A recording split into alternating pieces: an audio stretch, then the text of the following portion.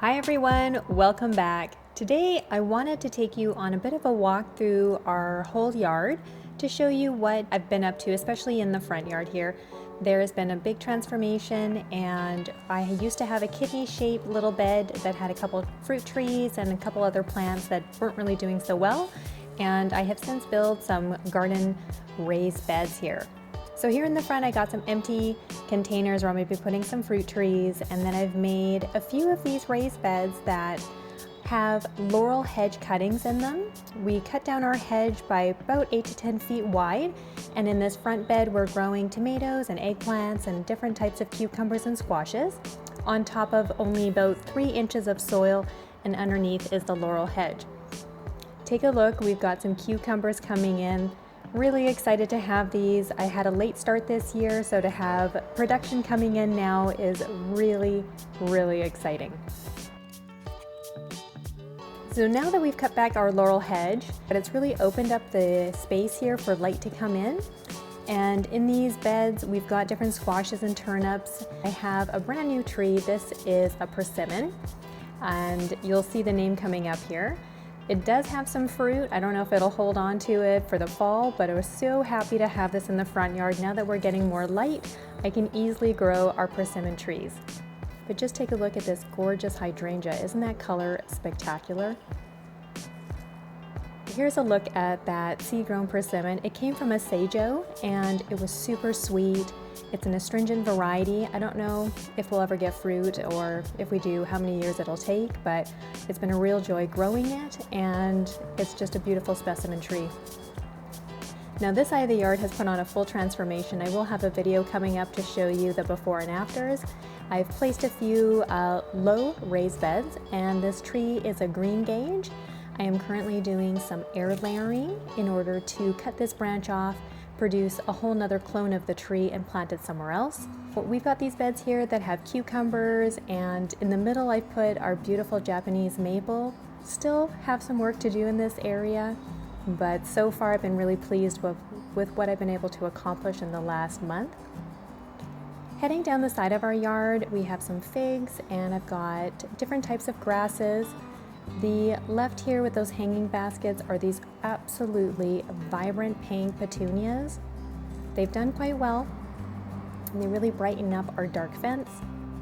But as we round into the backyard, this is where everything really starts to take off, and you'll see how it looks now in full bloom here in July. Here's a look at these gorgeous gladiolas. They have to be some of my favorites, and they come back year after year, and the color of the two-tone I think is just beautiful. One of the great joys of coming out here is listening to the hum of the bees, and they are at work. They are going through all our different flowers, whether it's the fruiting trees or the lavenders, and it's a real joy to sit back here and just watch them. In this area, I've got some citrus, and this is a sugar mango that I've grown from seed a few years now. We just keep it inside during the winter, and then we bring it out in spring to the greenhouse, and then in the full summer it spends its time outdoors. Down the side of our yard here on the south side, this is Crocus Mia Lucifer, and our hummingbirds adore this plant. This is one that I love having because we get so many hummingbirds. Here's a look from the opposite side, down the side of our property. There is still a lot of work to do, and in a few years' time the laurel should break down in the beds, and I'll be able to recreate this space once again. But as you can see, we do have quite a few things coming up. I'm growing a lot of beets, kohlrabi, we've got all kinds of Swiss chard and cabbage and all kinds of things growing in here. So it's a bit of an experiment because, again, there's only 2 to 3 inches at most of soil. Now at the back of our greenhouse, I've been growing some herbs like cilantro. We'll head into the greenhouse near the end. I've recreated this area to be a bit of a bed, and this is where I'm keeping my flying dragon for rootstock for future grafting, as well as we've got some lavender cuttings, and we've got some kiwi. This is actually a red kiwi variety that I've grown from seed, and so far it's done really well. I gotta have a place for it to plant outside, but I haven't found one yet. We've got our star fruits that are doing exceptionally well. This is probably the first year they've done as well as they have, so kind of happy to see that. No flowers yet. Heading down At the west side of our yard, we've got some strawberry guavas. They get a lot of morning into early afternoon sun, and then they're in the shade, and they seem to really love this spot. This is the second time that they have flowered for me and fruited this year, and we cannot wait for the harvest once again. Now, this has been a bit of a busy area for me. I have 3 garden beds. I've got one that has citrus trees, peach trees, and another one that has mulberries and sour cherries and tamarillos. On the left side of our greenhouse, this is where I'm doing a bunch of our bush beefsteak tomatoes. Bit of a test run to see how they like being in this area. They do get full sun south facing, so far I think they're doing okay. We've got a few tomatoes coming in. And here in this bed, it's really hard to see. We do have collards that have flowered, so those are good for our pollinators. And I have 2 decapon trees. They're doing okay. They're not flourishing, so I have to figure out what's going on with that. But as we head up into the middle of our yard, to the left is a beautiful loquat. This produced beautiful fruit, which we do have seedlings for, so I'll be doing some grafting from this tree onto those seedlings. And here in the middle, I've got some feijoas. I don't know the variety types, but I have 2 of them, and they are evergreen and yet to flower. This is a really interesting tree. It's called jujube, and this tree produces these beautiful green, super tiny little flowers that will then produce fruit that tastes very similar to an apple. They're also called a red date. Now, usually these are partially self-fertile, but probably do better with 2 different varieties. I only have the one variety called Cocoa right now. We also have our columnar apple trees, and honestly, these 2 have got to be some of my favorites. They grow upright, very dense like a column, and they put on beautiful apples. I highly recommend looking into them if space is an issue. There is also another decapon tree here, citrus, and it's gone through a few different phases. When I first planted it out, it went yellow, and now it's got this dark green leafing again. Got my hidden rose apple tree that I'm air layering, and it's really hard to see, but right beside it I have a yuzu citrus that I've grown from seed. And down the length of our fence, we have all different types of fruit trees, from pears and apples, as well as some blueberries that are tucked away inside. The one thing I have learned this year and in previous years is that you really do need to bag your fruit. We have a lot of very hungry critters, and they love to forage at night. So I have found these little organza bags on Amazon do a great job. They're 4 by 6 inches. Tie them tight around the neck of the fruit, because if you don't, this is what happens. I came out, and wouldn't you know it, the rodents were out feasting last night. They got a few of our apples, but I will have to come out and bag the rest of our fruit. I thought maybe this year I would get away with not bagging them, but nope, they were hungry enough to demolish some of our fruit. This is a Moonglow pear, and as you can see all the bags, there's tons of fruit I still haven't bagged either.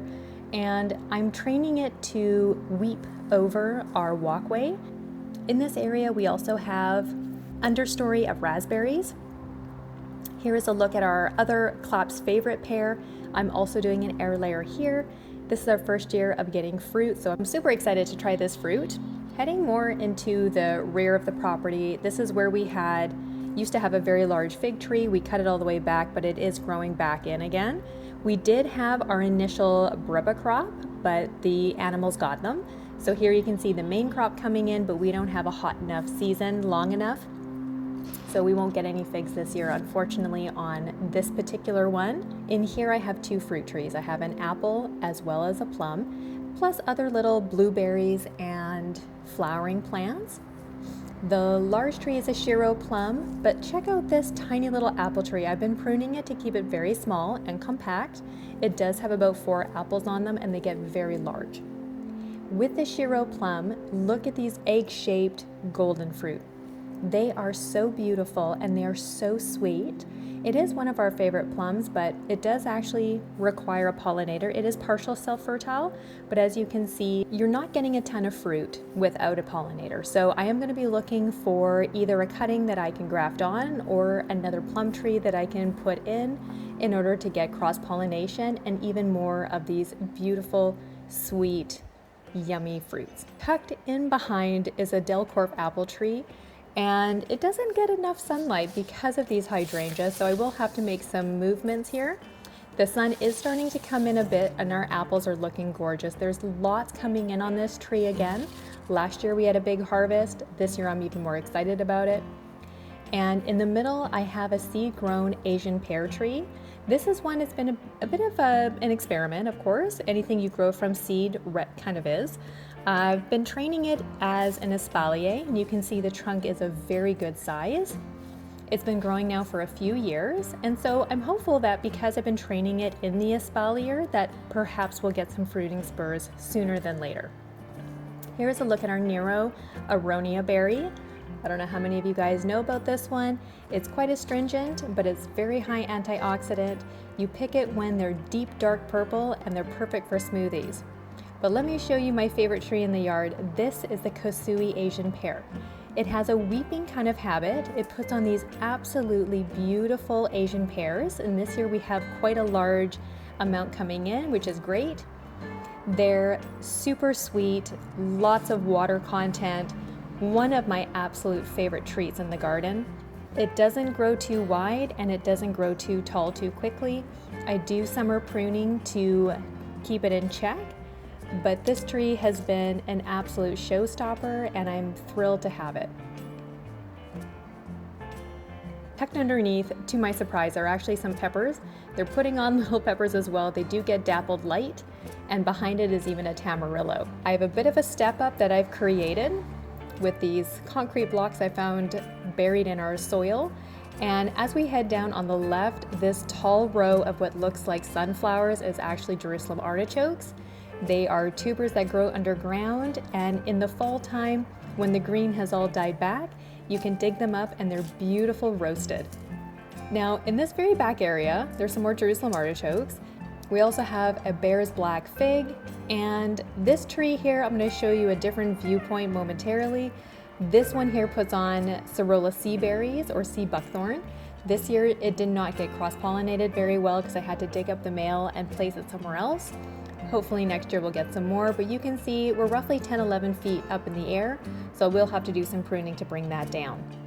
This is the autumn olive. It had thousands of blooms, but not very much fruit this year. Here's a look at our pawpaw. This is a North American, what tastes like a tropical fruit. I did have two cultivars, mango and sunflower. Both died a few years ago with a deep freeze, and this is the seedling that's popped up. Here's a look at our pepper plants, and this tamarillo I have babied inside the house over winter and planted it outside 2 years in a row now. It's doing really well this year. It seems to love this area with more of like that dappled southern sun, and it seems to be growing quite well. So let's head back here to the fence. This, with all the bags, is another purple fig. I had taken a cutting a few years ago, and this year it has exploded in fruit. We have roughly 40 plus fruit on this little bush, and it is a really exciting tree to have. We tried the fruit last year and it was so sweet, so we can't wait for the harvest this year. Here's another look at our Columbia Giant. They are about finger long and really sweet, really interesting flavor profile. We've been picking for the last couple weeks and they've been awesome. And in here used to be our berry cage where we have our blueberries and raspberries and Hass-caps. We've been harvesting a ton right now, especially with blueberries, and we do have some gooseberries in here which have been just delicious this year. So back to our front section, this trellis that I've set up is for my tomatoes. We have many different varieties growing in here, all which are indeterminate, and they've done okay. They probably could have done a little bit better. They were slow to start. But let's take a quick peek here. This is an ambrosia apple tree, which is one of our favorite apples. And again, I have bagged these ones, and I will be coming in to prune down a little bit more on the branches. I'm going to keep it at a small compact size. We don't need a ton of fruit on every tree, so that's why we can keep our trees at roughly 6 feet tall, and we just get a small harvest, but a large harvest overall with all the different fruit trees we have. So let's take a quick wander into the greenhouse. This is a space that gets quite hot during the day, especially when the sun is out. It normally will reach 40 degrees Celsius, sometimes into the low 50s, so it can get quite hot in here. We are testing out in the middle. We've got tomatoes, and you can see they're doing really well. They seem to be I'd say about a week or two ahead of the ones that are outside, but again, they're not open to the elements. And let's take a look at our citrus. One of the ones that's relatively new to our collection is the Kishu mandarin. And let me show you the tag here. So the Kishu mandarin produces these super tiny but incredibly sweet mandarins, and we're happy to have it. We buy so many mandarins at the store every year, so we're happy to add mandarin trees and satsumas to our collection. Still a very tiny tree with actually quite a bit of fruit that it's holding on to, so we'll see how that goes. We also have some white guavas. These were incredibly sweet when I bought them at the store, so I'm growing them by seed, and as you can see, they're actually doing really good. Another satsuma that we have is the owari, and this one I've been really happy to have. It actually put on about 100 or so flowers in the spring, and it's only been able to hold on to one as a fruit. Let me see if I can find it. Oh, it's down here.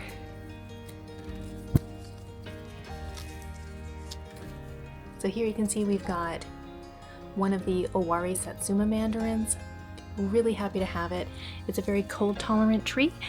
It could be grown in zone 8, but we're going to keep it in the greenhouse and see how it does. And then down the road, I'm going to be grafting to make more of these trees to plant outside. Now down here is a kumquat. I don't remember which variety it is. It could have been the Nordman or another one which I can't think of the name. But it's putting on lots of kumquats. We have them in different stages. You can see some of the tiny ones that have come in. We've got some older ones here, which I'm really excited to try them. But it's also putting on some flowers. Check that out. In the container, this is a miracle fruit tree. It's from West Africa, and it puts on these red berries, which we haven't had any yet, but you can see maybe we've got tons of flowers coming in all the way up. And when you do get these berries, they actually make your taste buds change, so anything that you eat that is sour like a lemon will taste sweet. The tree behind, this is a bear's lime. This is one that you will most typically find sold in grocery stores. There is a lime on it. You kind of just get a glimpse of it there. It should be ready in about another month. And I think overall we've got 2 on this tree. It's a zone 9 to 11, I believe, so it's quite happy here in the greenhouse. We also have an Australian finger lime. This one has had some difficulty over the years. However, this is the first year it's put on flowers. It's quite difficult to see. Let's see if I can get in and show you. There is some fruit developing here, and can't wait to give that a try. Now, I won't be able to get all the way in. This variegated one is a pink lemon. We do have some flowers coming in, which is great. And then down below here, this is a Mexican key lime. I planted these all in the ground except for the Australian finger lime and except for the miracle fruit, and they've all been doing quite well here. So let's head back into this section. Now this pot here, this is our blood orange. We've already tried the fruit and it's absolutely delicious. We've got a couple more coming in. And let me zoom in. This one down here, this is a Fukumoto navel orange. It's a new one to me. It is quite sweet. I don't think it has too much acid. So I've got that one planted in the ground with a couple fruit coming in. And I'll just kind of show you here in these little containers. These are Kishu mandarins. I had bought some fruit, saved the seeds. They're growing strong. We also have, it's another mandarin. It seems to be quite cold tolerant, but we're going to keep it in the greenhouse for a few years and let it grow nice and big and strong before considering to put it outside. This mandarin here is called Michael. So the Michael citrus is another Zone 9 citrus. It is a beautiful mandarin, easy to peel, very sweet. And so again, just like the other one, we're going to keep it in pots inside the greenhouse. And once it's big enough, then I can decide whether it goes outside or if we plant it inside the greenhouse. And then down here, we just have a whole bunch of different seedlings, and we've got cuttings, and we're just gonna keep growing citrus on to see how they do. Eventually, I want to put a bunch of these outside. So thanks for joining me today. I'm glad you were able to walk around and see the garden with me. If you have any questions, feel free to drop them down below. Like and subscribe, share with your friends, and until next time, no matter what you grow, I hope you grow what you love.